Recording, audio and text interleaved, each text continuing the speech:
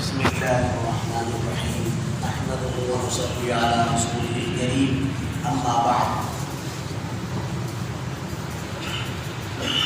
شب برات یعنی شعبان کی 15ویں تاریخ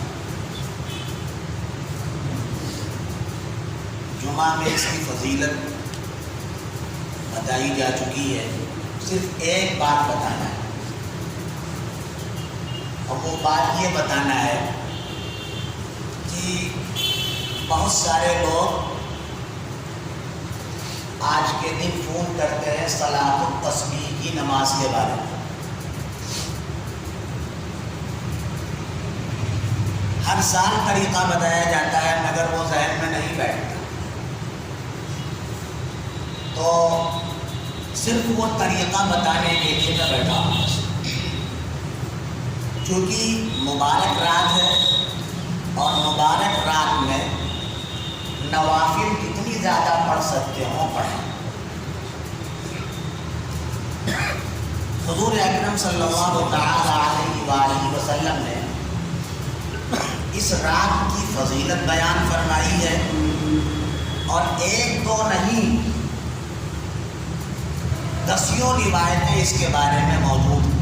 اور بڑے بڑے صحابہ سے حضرت ابو بکر صدیق رضی اللہ عنہ، حضرت معاذ بن جبل رضی اللہ عنہ، حضرت عائشہ رضی اللہ عنہا، حضرت علی رضی اللہ عنہ، حضرت عبداللہ بن عمرو بن العاص رضی اللہ عنہما، ان بڑے بڑے صحابہ سے اس کے فضیلت کے بارے میں روایت ہے کہ شعبان کی 15ویں تاریخ کو رات میں عبادت کرو اور دن میں روزہ رکھو. تو رات میں عبادت کرو. عبادت کس کا نام؟ عبادت نام ہے نماز کا، تلاوت کا، دعا کا، ذکر و اذکار کا. یہ سب عبادت، یہ سب چیزیں عبادت. اب اگر کچھ نہ ہو پائے تو اتنا کم از کم کر لے کہ آج کی رات میں 2-4 رکعت نفل پڑھے تو گویا کہ اور دنوں کے مقابلے میں اضافہ ہو جائے گا. کچھ نہ ہو پائے تو 2-4 رکعت نماز نفل پڑھ لے. حضور اکرم صلی اللہ علیہ وآلہ وسلم نے فضیلت بیان فرمائی تو یہ سب مواقع ہیں ثواب کمانے.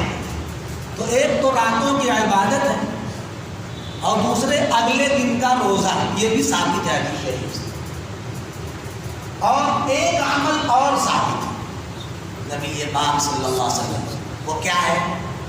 وہ یہ ہے کہ آج کی رات میں آپ نے اپنے لیے، اپنے گھر والوں کے لیے اور تمام ایمان والوں کے لیے مغفرت کی خوب دعا فرمائے. حدیث شریف میں آتا ہے، اما عائشہ رضی اللہ عنہا فرماتی ہے کہ میں نے جب رات میں اٹھ کے دیکھا تو اللہ کے نبی بستر پر نہیں تھے، تو میں نے سوچا کہاں چلے گئے. تلاش کیا تو جنت البقیع جو قبرستان ہے، جن لوگوں کو اللہ نے حج کی توفیق دی ہوگی ان کو معلوم ہوگا کہ یہ آپ کا روضہ اقدس ہے. تھوڑا سا دور جائیں گے تو جنت البقیع قبرستان ہے. تو جب غور کیا دیکھا تو وہاں قبرستان میں آپ دعا مانگ رہے ہیں. تو حضرت عائشہ رضی اللہ عنہا نے پوچھا، یا رسول اللہ آج آپ اس وقت دعا مانگ رہے ہیں؟ تو آپ نے فرمایا کہ آج شعبان کی 15ویں تاریخ ہے اور اللہ تبارک و تعالیٰ آج بہت زیادہ مغفرت فرماتا ہے. اور حدیث شریف کے الفاظ ہیں کہ قبیلہ بنو کلب کی جو بکریاں ہیں ان بکریوں کے تعداد کے پانوں کی مقدار سے بھی زیادہ اللہ مغفرت فرماتا ہے. ایک بکری کے پان کو گن پانا بڑا مشکل ہے، چل جائے کہ بکریاں جو پورا قبیلہ بکریاں پالتا. اس لیے آپ نے فرمایا کہ میں دعا کر رہا تھا. تو عمومی دعا کرنی چاہیے اپنے لیے، اپنے گھر والوں کے لیے، تمام اعزاء اقربا کے لیے، تمام مسلمانوں کے لیے، سب کے لیے دعا کرنی چاہیے. یہ اللہ کے نبی صلی اللہ علیہ وسلم سے ثابت. یا تو 3 عمل ثابت ہے بس: عبادت کرنا، روزہ رکھنا، اور قبرستان جا بھی سکتے ہیں، جا کے بھی دعا کر سکتے ہیں، یہاں رہ کر بھی دعا کر سکتے ہیں. جانا کوئی ضروری نہیں، یہاں رہ کر بھی دعا کر سکتے ہیں، اپنے گھر سے بھی دعا کر سکتے ہیں. سمجھ رہے ہیں؟ ہاں، یہ سمجھنا کہ وہاں جانا ہی ضروری ہے، یہ غلط ہے. اگر جانا ضروری ہوتا تو نبی پاک صلی اللہ علیہ وسلم بتا کے جاتے نا کہ آج سب لوگ قبرستان جاؤ، مگر بتا کے نہیں گئے. اما عائشہ رضی اللہ عنہا نے تلاش کیا تو آپ کو معلوم ہوا کہ قبرستان ہے. اگر جانا کوئی ضروری ہوتا تو آپ بتاتے پہلے کہ سب لوگ آج قبرستان جاؤ. تو اس واسطے جانے کا حکم نہیں، اگر کوئی جانا چاہے تو جا سکتا ہے، کوئی ضروری نہیں. یہیں سے آپ دعا کر دیں، یہیں سے اس کے لیے اصالہ دعا کرنے کا. اتنی بات ذہن میں آ گئی. ایک آخری بات، صلاۃ التسبیح کی نماز. یہ ایک الگ نماز ہے، اور حدیث شریف میں آتا ہے کہ حضرت عباس رضی اللہ عنہ جو آپ کے چچا ہیں، نبی پاک صلی اللہ علیہ وسلم نے ان سے فرمایا کہ اے چچا، کیا میں آپ کو ایک تحفہ نہ دوں؟ یہ الفاظ حدیث شریف کے ہیں، سمجھیے کتنی اس کی فضیلت ہے. کیا میں آپ کو تحفہ نہ دوں؟ کیا میں آپ کو کوئی ہدیہ نہ دوں؟ تو انہوں نے کہا جی ضرور. تو آپ نے فرمایا کہ ایک عمل آپ کر لیا کریے، اگر ہو سکے تو روزانہ کر لیجئے، نہ ہو پائے تو ہر ہفتے میں کر لیجئے، نہ ہو پائے تو مہینے میں ایک بار کر لیجئے، نہ ہو پائے تو سال میں ایک بار کر لیجئے، اور نہ ہو پائے تو عمر میں ایک بار تو کر ہی لیجئے. یہ حدیث شریف ہے، ترمذی میں ہے، بہت سی کتابوں میں روایت ہے. اور ایک دو روایتیں نہیں، یہ 11 روایتیں اس کے بارے میں، 11 حدیث شریف صلاۃ التسبیح کے بارے میں. تو آپ نے فرمایا کہ لوگ اس نماز کو پڑھیں گے تو فائدہ کیا ہوگا؟ صغیرہ چھوٹے گناہ، کبیرہ بڑے گناہ، نئے گناہ پرانے گناہ، اللہ تبارک و تعالیٰ ان گناہوں کو معاف فرما دے گا، چاہے کتنے ہی گناہ کیوں ہوں.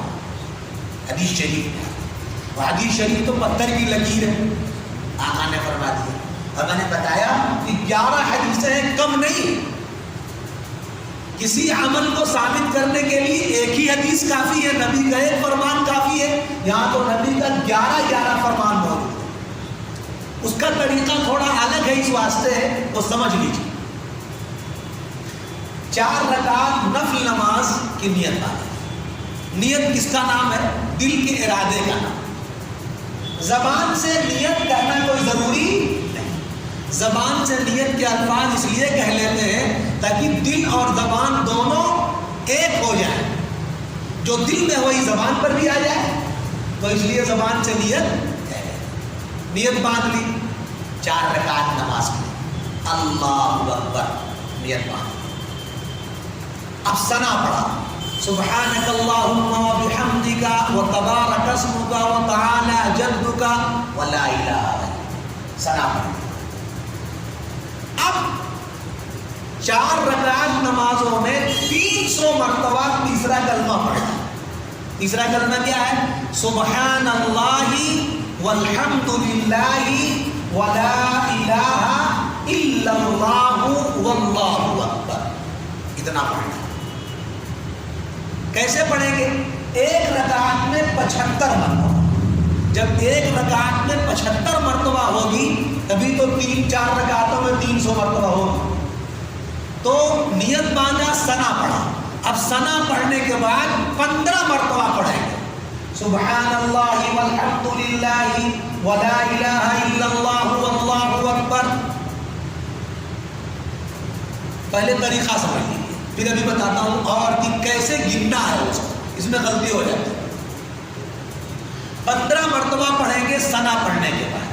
سنا پڑھ لیا 15 مرتبہ، اس کے بعد اعوذ باللہ بسم اللہ سورہ فاتحہ سورت ملائی، اب 10 مرتبہ پھر پڑھیں گے کھڑے کھڑے، 25 ہو گئے، رکوع میں گئے 5 مرتبہ 7 مرتبہ جو پڑھا سبحان ربی العظیم، اس کے بعد 10 مرتبہ پھر پڑھا، کتنے ہو گئے 35، رکوع سے اٹھے سمع اللہ لمن حمدہ ربنا ولک الحمد 10 مرتبہ پھر پڑھا، کتنے ہو گئے 45، پھر اب سجدے میں گئے سبحان ربی الاعلیٰ پڑھا 5 مرتبہ 7 مرتبہ، اس کے بعد پھر 10 بار پڑھا، کتنے ہو گئے 55، رکوع سے اٹھ کے بیٹھے کیا پڑھا رب اغفر لی رب اغفر لی رب اغفر لی 3 مرتبہ، لمبی دعا بھی ہے، یہ چھوٹی دعا ہے، دونوں سجدوں کے درمیان پڑھنا چاہیے، پھر 10 مرتبہ پڑھ لیں گے، کتنے ہو گئے 65، پھر سجدے میں گئے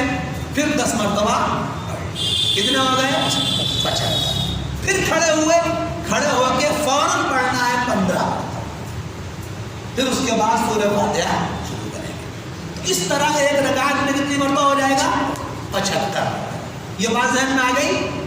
اچھا، اب ایک بات زبان سے نہیں گننا ہے، سبحان اللہ والحمد للہ ولا الہ الا اللہ واللہ اکبر، ایک تو گئی نماز، جہاں ایک کہا تھا گئی نماز، وہ ایک بھی نہیں مانا گیا، پھر زبان سے بولنے سے نماز کیا ہوگی فاسد، دوسرا طریقہ ہاتھ سے گنا، ایسے گنا، یہ مکروہ ہے، نماز مکروہ تحریمی ہوگی، یعنی ثواب گھٹ کے آدھا ہو جائے گا، زبان سے بولنے سے تو نماز ہی فاسد ہو جائے گی، اور ہاتھ سے ایسے ایسے گرنے سے نماز مکروہ تحریمی، نماز فاسد ہونے کے قریب، یعنی ثواب آدھا ملے، پھر کیسے گنا جائے؟ تو اس کا طریقہ یہ، ہاتھ باندھا آپ نے تو ہاتھ بجائے بہت مضبوطی سے باندھنے کے تھوڑا ہلکا باندھیں گے، ٹھیک ہے؟ اب ایک مرتبہ پڑھا سبحان اللہ والحمد للہ ولا الہ الا اللہ اکبر، اب یہ ایک انگلی دبا دیا اسے، یہ جو انگلی ہے دبا، ٹھیک ہے؟ دوسری مرتبہ پڑھا سبحان اللہ والحمد للہ ولا الہ الا اللہ اکبر، دوسری انگلی دبا دیا، ہلکا سا دبا دیا، تیسری مرتبہ پڑھا سبحان اللہ والحمد للہ دبا دیا، چوتھی مرتبہ پڑھا دبا دیا، ایسے دباتے رہیں، ٹھیک ہے؟ تو یہ دبانے سے گنتی بھی یاد رہے گی اور مقصد بھی پورا ہو جائے گا، ٹھیک ہے نا؟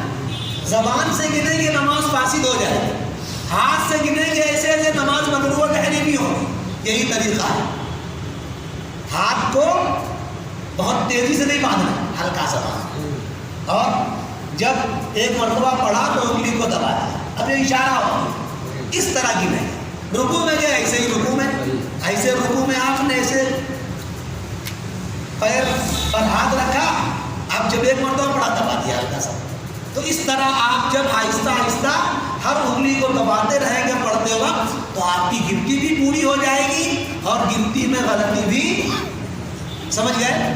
یہ صلاۃ التسبیح کا طریقہ ہے، اس طرح نماز پڑھی جائے، اور ہو سکے تو تہجد کی نماز پڑھ لی جائے، اور اس وقت دعائیں بہت قبول ہوتی ہیں، حدیث شریف میں آتا ہے اللہ تبارک و تعالیٰ متوجہ ہوتا ہے اور فرماتا ہے کوئی مغفرت طلب کرنے والا ہے کہ اس کی مغفرت کی جائے، کوئی رزق کا پریشان حال ہو اس کے رزق میں آسانی پیدا کرے، کوئی بیمار ہو پریشان حال ہو اس کی بیماری کو دور کر دے، یہ سب اللہ تبارک و تعالیٰ رات پر اعلان کرواتا ہے، یہ ساری باتیں حدیث شریف سے ثابت ہیں، تو یہ طریقہ نماز کا تھا، اسی کو بتانے کے لیے میں بیٹھا تھا، تو لہٰذا ہو پائے تو یہ نماز پڑھ لی جائے، نفلی نماز ہے، ثواب بہت ہے، اور اس سے بڑی بات کیا ہو سکتی ہے کہ آقا نے آپ اپنے چچا کو فرمایا، یہاں تک فرمایا کہ میں آپ کو ایک تحفہ دے رہا ہوں، میں آپ کو ایک ہدیہ دے رہا ہوں، تو جب نبی تحفہ اور ہدیے کی بات کر رہا ہے تو معلوم ہوا کہ واقعی بڑی افضل ہے،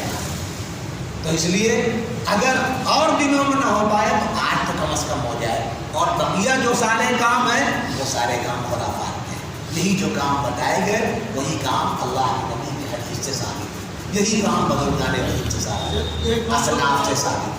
سورہ فاتحہ کے بعد کوئی سورت تو ملائی جائے؟ سورت ملائی ہے، نماز کا طریقہ تو وہی، کوئی بھی نفلی نماز ہو، نفل نماز ہو، سنت نماز ہو، وتر کی نماز ہو، اس میں سورہ فاتحہ سورت دونوں پڑھی جائے۔ صرف فرض نماز میں ہوتا ہے کہ خالی 2 رکعت میں سورہ فاتحہ آخر میں پڑھی جاتی ہے، ورنہ بقیہ جتنی بھی نمازیں ہیں ان تمام نمازوں میں سورہ فاتحہ اور سورت دونوں واجب، سمجھ رہے ہیں؟ اور بہتر یہ ہے کہ چاروں کل پڑھ لیں، پہلی رکعت میں قل یا ایھا الکافرون، دوسری میں قل هو اللہ، تیسری میں قل اعوذ برب الفلق، چوتھی میں قل اعوذ برب الناس، چاروں کل بھی ہو جائے گا، اس کی بھی فضیلت۔ تو اس طرح انشاءاللہ آپ کو اس کا ثواب بھی مل جائے گا، آپ کی عبادت بھی ہو جائے گی۔ اللہ تعالی عمل کی توفیق نصیب فرمائے۔ سبحان اللہ وبحمدہ، سبحانک اللہم وبحمدک، نشہد ان لا الہ الا انت، نستغفرک ونتوب الیک۔ سبحان ربک رب العزة عما یصفون، سلام